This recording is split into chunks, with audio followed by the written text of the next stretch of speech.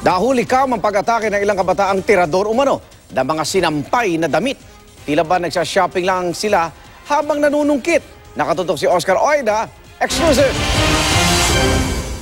Sa kuwang ito ng CCTV sa Barangay 505 Zone 50 sa Maynila, nahuli kam ang pagsalakay ng tinaguriang Midnight Shoppers.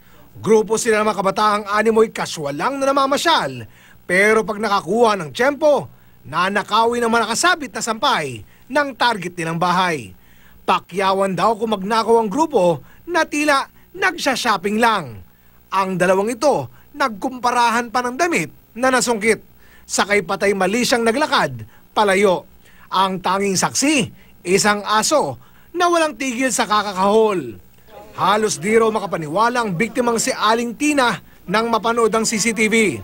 Siyempre kahit naman sino dahil iniisip ko na lang na mga kaedad ng anak ko to, ano bang mga ginagawa ito, ba't nagnanako? May kanya-kanya talaga silang bit-bit na plastic.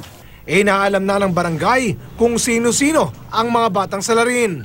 Lubos po ako nalulungkot, gawa po nung yung mga kabataan, hindi namin nakalain na gagawin niya. Kayo pong mga magulang, pakigabayan niyo po yung mga anak niyo nang hindi pa laboy-laboy. Ang mga residente tuloy, bago pa man kumagat ang dilim, unahan na sa pagtanggal ng mga sampay sa takot na mabiktima rin ng Midnight Shoppers.